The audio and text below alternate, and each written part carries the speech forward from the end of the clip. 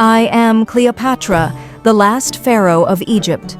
Many admire my beauty, but few understand the battles I fought with my mind and heart.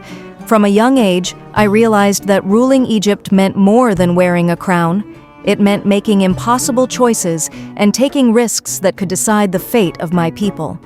When my kingdom was threatened by powerful enemies, I knew I needed an ally in the most influential man of the world, Julius Caesar. But how could I meet him safely and show him my worth? I chose boldness. I had myself rolled up in a carpet and sent to his palace. When the carpet was unrolled, I appeared before him, not as a girl, but as a ruler, confident and wise. My courage and intelligence impressed him, and he decided to support me. That moment changed the fate of Egypt forever.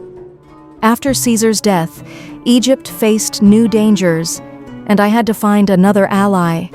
That's when I met Mark Antony.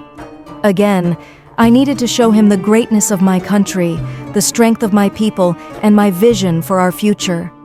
I arrived in a fleet of golden ships dressed to reflect the power and elegance of Egypt. Every gesture, every word was carefully planned. My presence convinced him to support me, and once again, my kingdom's fate shifted. Yet even with all my strategies, my alliances, and my courage, the world remained a place of dangers.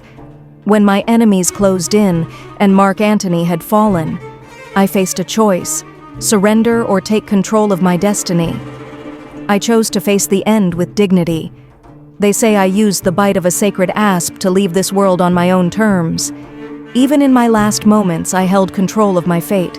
Throughout my life, I learned that true power is not in appearances, gold, or armies.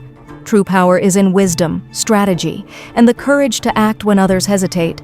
I lived a life full of risks, doubt, and triumph, but I never forgot why I wore this crown.